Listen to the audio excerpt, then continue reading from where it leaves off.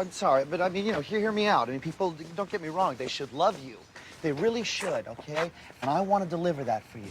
Welcome to Watch Mojo, and today we're counting down our picks for the top 10 movies that changed genre halfway in. Why don't you think about the fact that you just What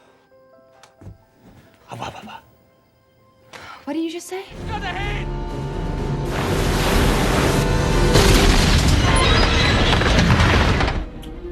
So he began to think and speak for her. Give her half his life, so to speak. For this list, we'll be looking at various films that did a complete genre 180 partway through. The genre shift doesn't have to occur literally halfway through the flick. As long as the film abruptly switches genres at some point during its running time, it's eligible. Of course, spoilers ahead. What movie do you think was most successful at switching genres? Drop us a note in the comments. If you like what you're hearing, be sure to check out the full song at the link below.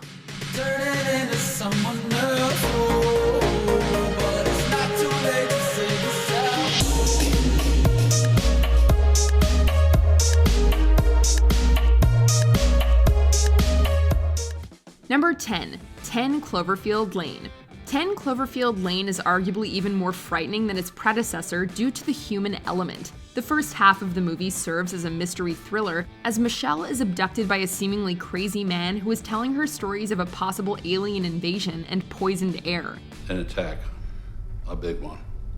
I'm not sure yet if it's chemical or nuclear, but down here we're safe. Michelle naturally doesn't believe it, and the flick follows her attempts to escape the bunker. The final act of the movie, however, completely does away with the thriller aspect and goes straight into science fiction, with Michelle escaping the bunker and battling an alien.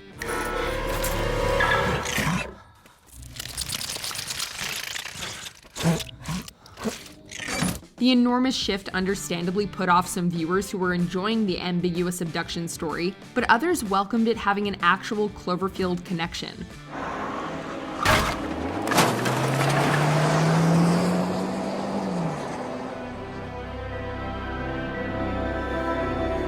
Number 9, Funny People. Funny People was about an hour longer than it needed to be. The first half of the film follows sellout comedian George Simmons as he battles a dangerous and extremely deadly cancer while befriending an up-and-coming stand-up comedian. So that's what led you to the path of comedy, being humiliated every day, first day of school. Is Ira Winder here? And you were in the back. Winder, my name's Winder. It's a nice little comedy drama about friendship, celebrity comedians, and wasted opportunities. I tell somebody, then it's all gonna change and you can't get it back. Everything's already changed, George, and the truth is, soon you're gonna start getting very sick and you are gonna want someone other than me there. And then, when he's cured of cancer, Funny People suddenly turns into the Great Gatsby. Just tell him the truth. Just tell him. Tell him you never loved him and it'll all be wiped out forever. The second half is a romantic dramedy short on laughs and following George trying to win back his now married ex-girlfriend. Huh? He's my favorite Yes, buddies. yes. Really? Yeah, you can have him back. I'm so excited. Do you think they still fit me? I guarantee it. I'm so happy. I guarantee you. Get in those. These used to kill me. It's decent stuff, but it still feels seriously disconnected from the first half of the movie. Number 8, Hancock. Hancock initially had a fantastic and original premise. A washed-up, alcoholic, politically incorrect superhero tries to save the day from the bad guys, only to cause an enormous amount of destruction and raise the ire of the city's citizens. And what's with the train? Why didn't you just go straight up in the air with the car? Go straight up! You obviously injured that poor woman! She's right. She should sue you. A PR guy then tries to save his reputation. That's funny stuff. I'm sorry, but I mean, hear me out. I mean, people, don't get me wrong, they should love you. They really should, okay? And I want to deliver that for you. It's the least that I can do, You're a superhero. Kids should be running up to you asking you for your autograph. People should be cheering you on the streets. But then Charlize Theron's Mary comes in and seriously complicates matters. The movie suddenly shifts from vulgar, silly comedy into an unnecessarily convoluted superhero drama about a pair of bonded immortal beings who lose their superpowers if they stay together long enough, or something. When we get close to our opposites, we lose our power.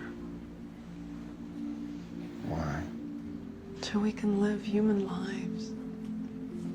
love, connect. Talk about a fun story that went off the rails into self-seriousness. Number 7, Click. AKA the Is Adam Sandler Really Trying to Make Us Cry movie? Click starts like any other silly Sandler flick. Michael is a workaholic father who receives a magical remote that allows him to control time. Where's the box? Does it come with directions? Not necessary. Just point, click, and eventually it will program itself. He uses this to do stupid things like fart in his boss's face. But when the remote begins to quickly fast forward through his life, the movie takes a sharp turn into It's a Wonderful Life territory. Michael soon finds himself saying goodbye to his neglected and now dead father and telling his son Ben to cherish his own family while Michael dies in the rain. Family comes first. Family comes first. The film has a happy ending, but we have to go through a real depressing stretch to get there. Why don't you think about the fact that you just What did you just say? Yes, you heard me. If you keep up this weird attitude, I won't be able to go to work for a year and have to plan 10 more vacations. That make you happy? Number 6, The World's End.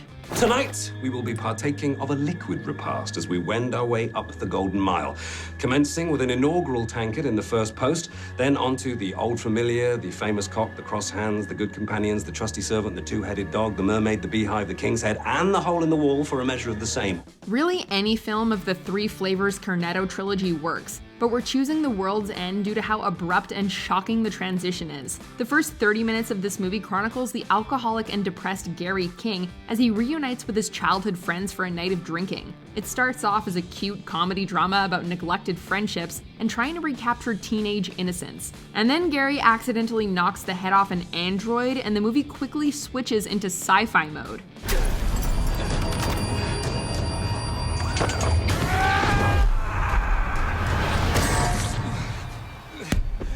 The rest of the story then follows the group as they try to blend in and eventually escape from the alien-invaded town. If you weren't prepared for sci-fi, you'd be in for one hell of a surprise. We want to be free to do what we want to do. Yeah.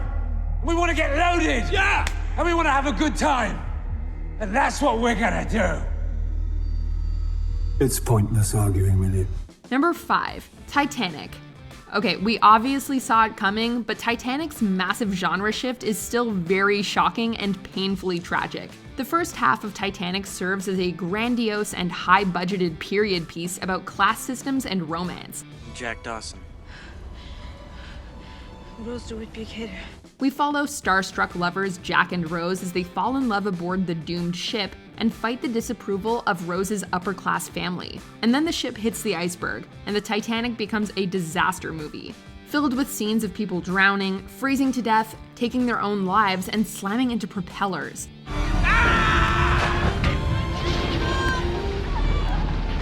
It forgoes the relationship drama to focus on the disaster, and though the end result is a spectacular cinematic experience, it's also a jarring one. I'll never let go. I promise.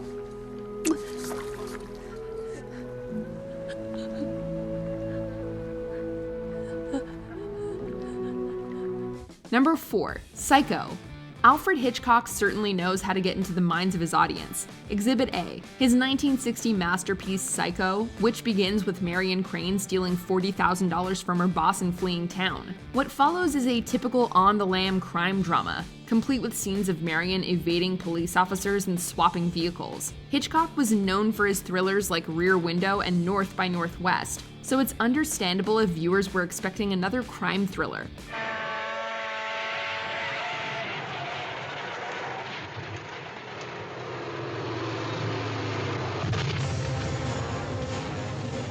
However, things take a massive turn when Marion is murdered at the Bates Motel, and the movie quickly swaps to a psychological horror/detective tale about alternate personalities and matricide.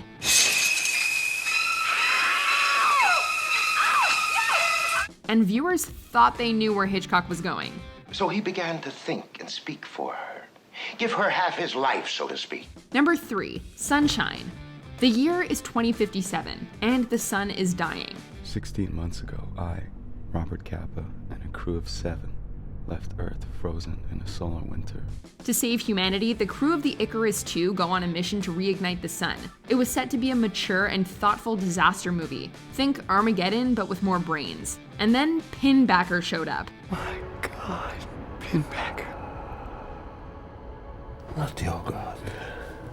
Mine. In the final third of the film, the crew discovers the mutilated and deranged captain of the Icarus I, and he proceeds to go all Jason Voorhees, picking off the crew one by one and turning the once thoughtful sci-fi disaster flick into a slasher movie. It caught a lot of people off guard, and many consider it to be a huge misstep in an otherwise solid film. For 7 years, I spoke with God.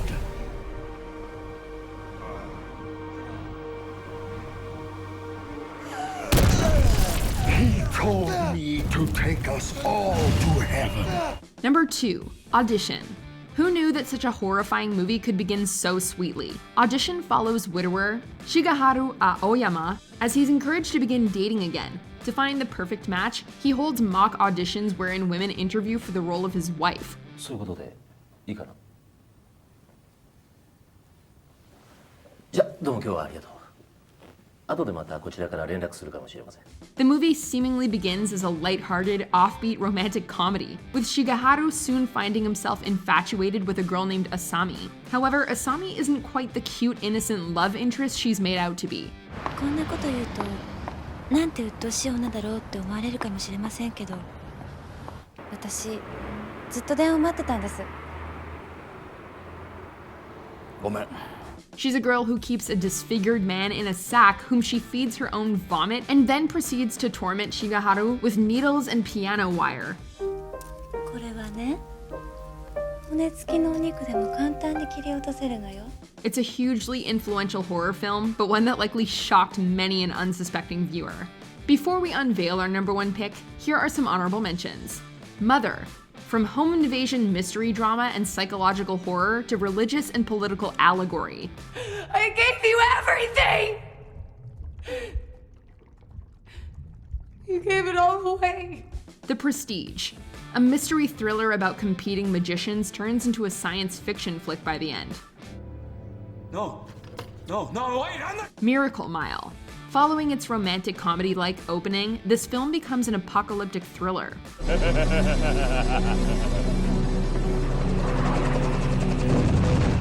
Before we continue, be sure to subscribe to our channel and ring the bell to get notified about our latest videos. You'll have the option to be notified for occasional videos or all of them. If you're on your phone, make sure you go into your settings and switch on notifications.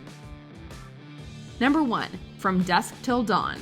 From Dusk Till Dawn is probably the quintessential genre shift movie. I want him out of here, in his car, and down the road, or you can change the name of this place to Benny's World of Blood. The story begins as your typical crime thriller road movie a la Thelma and Louise, with brothers Seth and Richie Gecko robbing liquor stores, killing hostages, and forcing a family to smuggle them into Mexico. However, once they reach the Titty Twister bar, the movie 180s as the patrons are revealed to be vampires. Richie is quickly killed off, the blood starts flowing, and the film enters ridiculous B-movie territory.